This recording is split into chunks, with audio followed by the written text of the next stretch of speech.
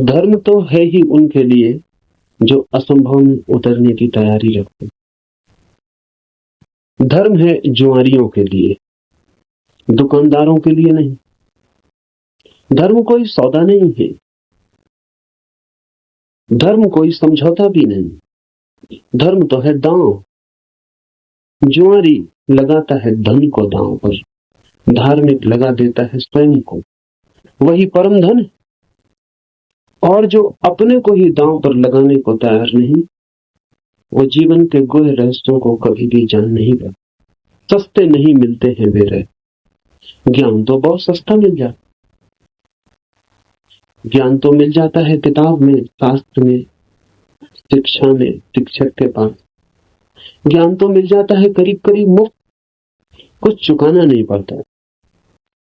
धर्म में तो बहुत कुछ चुकाना पड़ता। बहुत कुछ कहना ठीक नहीं, सभी कुछ दांव पर लगा दे कोई तो ही उस जीवन के द्वार खुलते हैं। इस जीवन को जो दांव पर लगा दे उसके लिए ही उस जीवन के द्वार खुलते हैं। इस जीवन को दांव पर लगा देना ही उस जीवन के द्वार की कुंजी है। लेकिन ज्ञान बहुत सस्ता है, इसलिए मन सस्ते रास्ते को चुन लेता है, सुगम को। सीख लेते हैं हम बातें सब सिद्धांत और सोचते हैं जान लिए। अज्ञान बेहतर है ऐसे ज्ञान। अज्ञानी को कम से कम इतना तो पता है कि मुझे पता नहीं। इतना सत्य तो कम से कम उसके पास है। जिन्हें हम ज्ञानी कहते हैं उनसे ज्यादा असत्य आदमी खोजने मुश्किल। उन्हें यह भी पता नहीं है कि उन्हें पता नहीं। सुना हुआ, याद किया हुआ कंठस्थ हो गया, धोखा देता। ऐसा लगता है मैंने भी जान लिया। मैं आपसे वही कहूंगा जो मैं जानता हूं, क्योंकि उसके कहने का ही कुछ मूल्य है।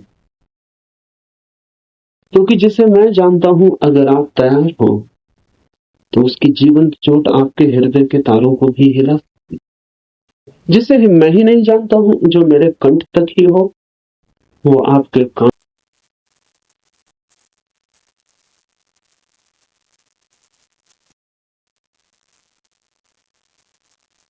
में वही कहूंगा, कानों से ज्यादा गहरा नहीं।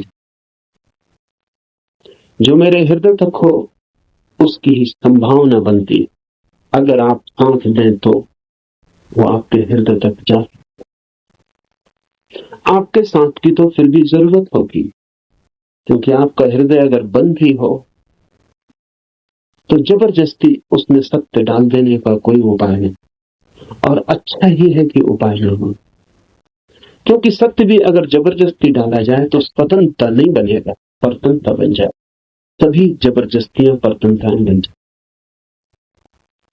इसलिए इस जगत में सभी चीजें जबरदस्ती आपको दी जा सकती हैं, सिर्फ सत्य नहीं दिया जा सकता, क्योंकि सत्य कभी भी परतंत्रता नहीं। सत्य का स्वभाव स्वतंत्रता।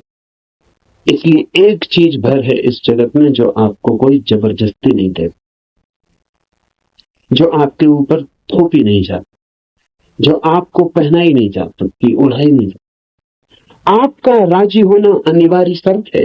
आपका खुला होना, आपका ग्राहक होना, आपका आमंत्रण, आपका अहोभाव से भरा हुआ हृदय। जैसे पृथ्वी वर्षा के पहले पानी के लिए प्यासी होती और दरारें पड़ जाती हैं, इस आशा में पृथ्वी जगह जगह अपने ओंठ खोल देती है कि वर्षा। ऐसा जब आपका हृदय होता तो सत्य प्रवेश।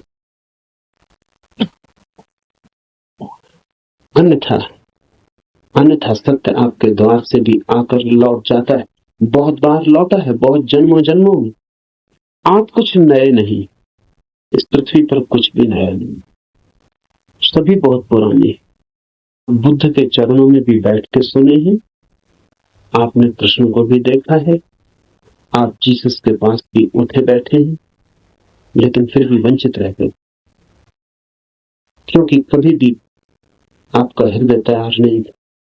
आपके पास से बुद्ध की सरिता बहती निकल गई है, महावीर की सरिता बहती निकल गई, आप प्यासे रह गए। आनंद रो रहा था जिस दिन बुद्ध के प्राण छूटने को थे और छाती पीट रहा, और बुद्ध ने उससे कहा कि तू रोता क्यों है? जरूरत से ज्यादा मैं तेरे पास था 40 वर्ष, और अगर 40 वर्ष में भी नहीं हो पाई वो घटना, तो अब रोने से क्या होगा? मेरे मिटने से इतना परेशान क्यों हो रहा है? तो आनंद ने कहा है, इसलिए परेशान हो रहा हूं कि आप मौजूद थे और मैं न मिट पाया। अगर मैं मिट जाता तो आपको मेरे भीतर प्रवेश मिल जाता। 40 साल नदी मेरे पास बहती थी और मैं प्यासा रहता। और अब मैं रोता हूं क्योंकि जरूरी नहीं है कि ये नदी कब किस जन्म में दोबारा मुझे मिले। आप कुछ नए नहीं। आपने बुद्धों को दफनाया, महावीरों को दफनाया, जीसस कृष्ण क्राइस्ट सबको आप दफना के जी रहे। उनकी वो हार गए। आप काफी पुराने। जब से जीवन है तब से आप अनंत अनंत यात्रा। कहां हो जाती होगी चूक? बस यही हो जाती है कि आप खुले ही नहीं, बंद। मैं तो आपसे वही कहूंगा जो मैंने जाना है। अगर आप भी अपने को एक खुलापन बना सके तो आप भी उसे जान लेंगे। और ऐसा नहीं है कि कोई कठिनाई है, बहुत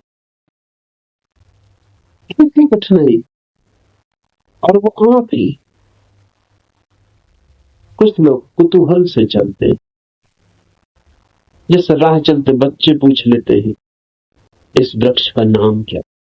और अगर आप उत्तर न दे तो तत्क्षण भूल जाते हैं कि उन्होंने पूछा भी था। वो दूसरी बात पूछने लगते हैं कि ये पत्थर यहां क्यों पड़ा है।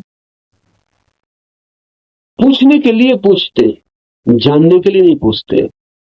बिना पूछे नहीं रह सकते हैं, इसलिए पूछते, जानने के लिए नहीं पूछते। जो लोग कुतूहल से जी रहे हैं वो अभी भी बचपन है।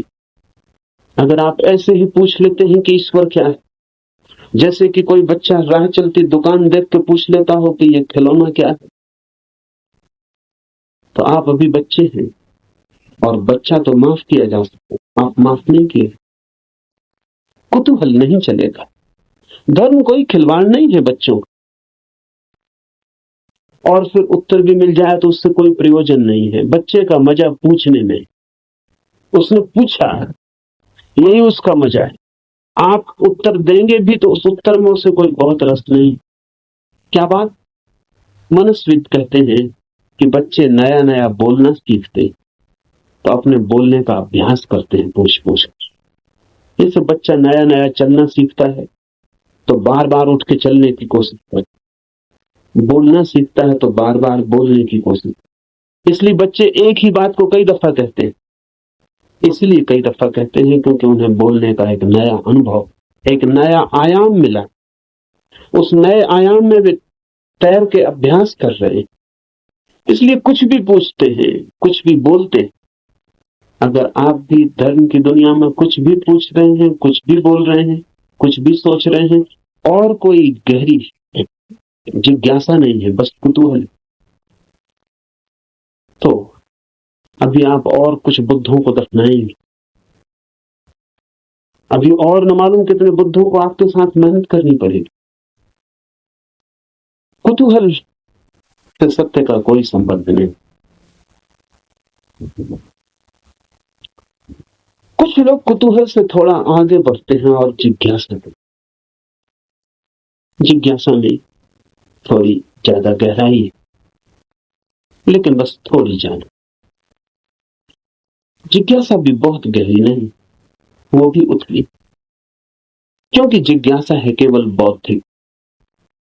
और बुद्धि भी ऐसी है जैसी आज होती है, खोजना है थोड़ा रस, ऐसा बुद्धि को भी आज होती है।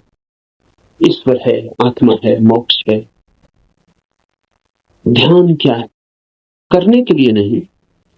ईश्वर क्या है? जानने के लिए नहीं, चर्चा के लिए, बातचीत के लिए। एक बौद्धिक मजा है, एक बौद्धिक व्यायाम। तो लोग ऊंची बातें करते, लेकिन उन बातों पर कभी भी कोई दांव नहीं लगाता। ईश्वर है या नहीं, इससे कोई प्रयोजन नहीं। और ईश्वर हो तो, ईश्वर न हो तो वे जैसे हैं वैसे ही बने रहते। ये बड़े मजे की बात। एक आदमी मानता है कि ईश्वर है और एक आदमी मानता है कि ईश्वर नहीं, और दोनों की जिंदगी बराबर एक है। कोई गाली दे तो उसे भी क्रोध आता है जो मानता है कि ईश्वर है, और उसे भी क्रोध आता है जो मानता है कि ईश्वर नहीं। बल्कि कई दफे तो ये देखा जाता है कि जो मानता है ईश्वर है उसे ज्यादा क्रोध, क्योंकि जो मानता है कि ईश्वर नहीं है वो ज्यादा से ज्यादा क्या कर सकता है? गाली दे सकता है, मार सकता है, हत्या कर सकता है। लेकिन जो मानता है ईश्वर है वो आपको नरक तक में है, उसके पास ज्यादा उपाय क्रोधित होने के। अगर ईश्वर के मानने और न मानने से कोई भी अंतर जीवन में न पड़ता हो तो उसका अर्थ है कि ये ईश्वर से कोई संबंध नहीं है, बौद्धिक बातचीत है। ऐसी जिज्ञासा हो तो आदमी दार्शनिक हो, चिंतन मनन करने लगे, शास्त्र अध्ययन करने लगे, बहुत सिद्धांत इकट्ठे कर लेता, पक्ष में विपक्ष में सोच लेता, वाद विवाद करता है, शास्त्रार्थ करता है, लेकिन जीता कभी नहीं। अगर भी सिर्फ जिज्ञासा से भरे तो यात्रा नहीं है। जिज्ञासा से भरे हुए लोग वे हैं जो मील के पत्थर के पास बैठते और पूछते हैं मंजिल क्या है, कितनी दूर, और सदा यही पूछते, लेकिन कभी उठ के चलते नहीं। जानते तो भी कितना, क्या कमी है जानने, करीब करीब सभी कुछ जानते। जो बुद्ध ने जाना हो, महावीर ने, कृष्ण ने जाना हो, वो सभी आप भी तो जानते। गीता में पढ़ के आपको ऐसा नहीं लगता कि ये बातें तो हमें भी मालूम आपको भी, पर सिर्फ बुद्धि तक, आपके हृदय तक उनका बीज नहीं पहुंचा। और बुद्धि पर रखे हुए विचार वैसे ही होते हैं जैसे पत्थर पे कोई बीज को रखा। बीज तो होता है लेकिन पत्थर पे रखा, अंकुर नहीं फूट सकता। अंकुर फूटना हो तो बीज को पत्थर से गिरना पड़े, जमीन खोजनी पड़े, और जमीन की भी ऊपर की सतह ठीक नहीं है क्योंकि और गीली जगह चाहिए। तो थोड़ा जमीन के भीतर को, जहां थोड़ी पानी की सुविधा, थोड़ा रस बहता हो। बुद्धि पर पत्थर की तरह बीज रख जाते, हृदय तक जब तक न गिर जाए तब तक गीली जगह नहीं मिलती। हृदय में थोड़ा रस बहता है, प्रेम, वहां थोड़ा पानी, वहां कोई बीज गिरे तो अंकुरित होता, नहीं तो कभी अंकुरित नहीं होता। जिज्ञासु व्यक्तियों के पास बहुत कुछ होता है, लेकिन पत्थर पर रखे हुए बीजों की जमीन भी ज्यादा दूर नहीं होती, लेकिन थोड़ी यात्रा भी मुश्किल है। चलना बिल्कुल नहीं है तो पत्थर पर ही बीज रखा रह जाता है। इतनी यात्रा तो करनी ही पड़ेगी कि बीज पत्थर से नीचे गिरे, जमीन पर आए, जमीन में जगह खोजे, थोड़ी गीली भूमि को पाए, थोड़ा छिप जाए अंधेरे में। ध्यान रहे, जगत में जो भी जन्म पाता है वो गहन, मौन, एकांत, अंधेरे को चाहे। बुद्धि में तो जितनी चीजें रखी हैं वो सब खुले प्रकाश में रखी हैं, वहां अंकुर नहीं होते। हृदय आपके भीतर गीली जमीन है छिपी हुई, वहां कुछ पैदा हो।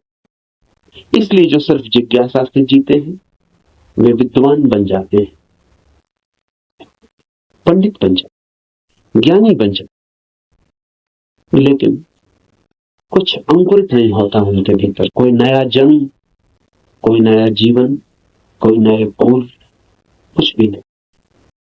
एक और जिससे संबंध है हमारा, एक और भी दिशा खोज की, उसे हम कहते हैं मुमुक्ष। जानने की फिक्र नहीं है, जीने की फिक्र। जानने की फिक्र नहीं है, होने की फिक्र। ये सवाल नहीं है कि ईश्वर है, सवाल ये है कि क्या मैं ईश्वर हो सकता हूं। अगर ईश्वर हो भी और मैं ईश्वर न हो सकूं तो कोई सार नहीं। सवाल ये नहीं है कि मोक्ष है, सवाल ये है कि क्या मैं भी मुक्त हो सकता हूं। अगर मैं मुक्त हो ही ना सकूं और मोक्ष हो भी कहीं तो क्या अर्थ। ये बात नहीं है कि आत्मा है भीतर या नहीं, हो या ना हो।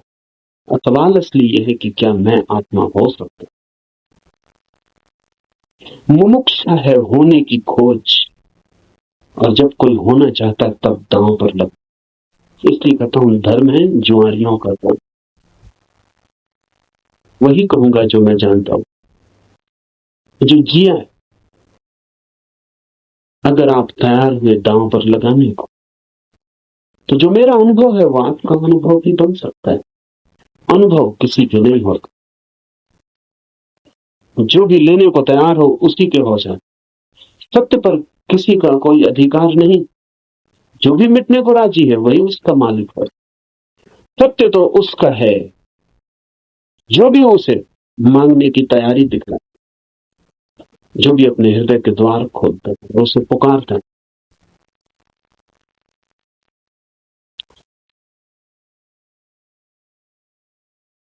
इस उपनिषद को इसीलिए चुना। ये उपनिषद अध्यात्म का सीधा साक्षात्कार, सिद्धांत इसमें नहीं है, इसमें सिद्धों का अनुभव, इसमें उस सब की कोई बातचीत नहीं है जो कुतूहल से पैदा होती, जिज्ञासा से पैदा नहीं। इसमें तो उनकी तरफ इशारे हैं जो मुमुक्षा से भरे हैं, और उनके इशारे हैं जिन्होंने पा लिया। कुछ ऐसे लोग भी हैं कि जिन्होंने नहीं पाया, लेकिन फिर भी मार्गदर्शन देने का मजा नहीं छोड़ा। मार्गदर्शन में बड़ा मजा। सारी दुनिया में अगर सबसे ज्यादा कोई चीज दी जाती है तो वो मार्गदर्शन, और सबसे कम अगर कोई चीज ली जाती है तो वो भी मार्ग। सभी देते हैं, लेता कोई भी नहीं। जब भी आपको मौका मिल जाए किसी को सलाह देने का तो आप चूकते नहीं।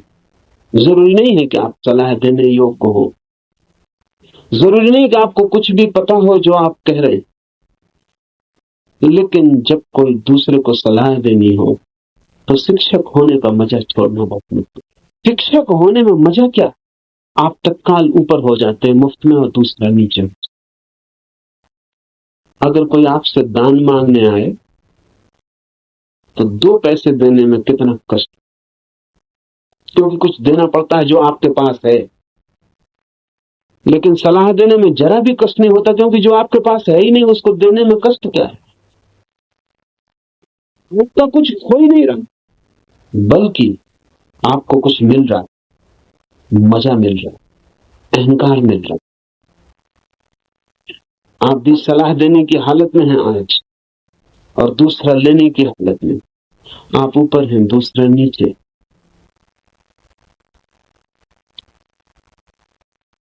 इसलिए कहता हूं कि इस उपनिषद में कोई सलाह, कोई मार्गदर्शन देने का मजा नहीं है, बड़ी पीड़ा है। क्योंकि उपनिषद का ऋषि जो दे रहा है वो जान के दे रहा, वो बांट रहा है कुछ बहुत हार्दिक, बहुत आंतरिक। संक्षिप्त इशारे हैं लेकिन गहरे, बहुत थोड़ी सी चोटें हैं लेकिन प्राणघातक। और अगर राजी हो तो तीर सीधा हृदय में चुभ जाए, और जान लिए बिना न रहे, जान ही ले ले। इसलिए थोड़ा सावधान, थोड़ा सचेत, क्योंकि ये सौदा ही खतरनाक है। इसमें पागल हुए बिना कोई मार्ग ही नहीं है, इसमें अपने को मिटाए बिना पाने का कोई उपाय ही नहीं। यहां तो खोने वाले ही बस पाने वाले बनते, और इसीलिए इस उपनिषद को भी चुन लिया। ऐसे तो सीधा ही आपसे कह सकता, कोई कारण इस उपनिषद को चुनने का नहीं है, बहाना, आड़। क्योंकि तीर सीधा मारो आदमी बचता, उपनिषद की आड़ से थोड़ी सुविधा, इसलिए चुन लिया है कि आपको ऐसा भी पता नहीं लगेगा कि मैं कोई सीधे ही आती हूं। तो बचने का जरा उपाय कम हो जाए। सभी शिकारी जानते थोड़ी आड़ से शिकार थी। ये उपनिषद सिर्फ आड़ है और इससे कुछ लेना देना ज्यादा नहीं। जो मैंने जाना है वही कहूंगा, लेकिन उसमें और उपनिषद में कोई अंतर नहीं है, क्योंकि इस उपनिषद के ऋषि ने जो कहा वो जानकर। ये उपनिषद अध्यात्म की सूक्ष्मतम रहस्यों का उद्घाटन। लेकिन अगर मैं उपनिषद पर ही बात करता रहूं तो डर है कि बात ही रह जाए। इसलिए चर्चा तो पृष्ठभूमि है। इस चर्चा के साथ साथ प्रयोग, जो कहा है, जो इस ऋषि ने देखा है, या जो मैं कहता हूं मैंने देखा है, उस तरफ आपके चेहरे को मोड़ने की कोशिश, उस तरफ आपकी भी आंखें उठानी, उस तरफ आपकी भी आंखें उठाने का प्रयास, वही मुख्य होगा। उपनिषद की बात तो सिर्फ हवा पैदा करने के लिए, क्या आपके चारों तरफ वे तरंग पैदा हो जाएं, क्या आप भूल जाएं 20वीं सदी, पहुंच जाएं उस लोक में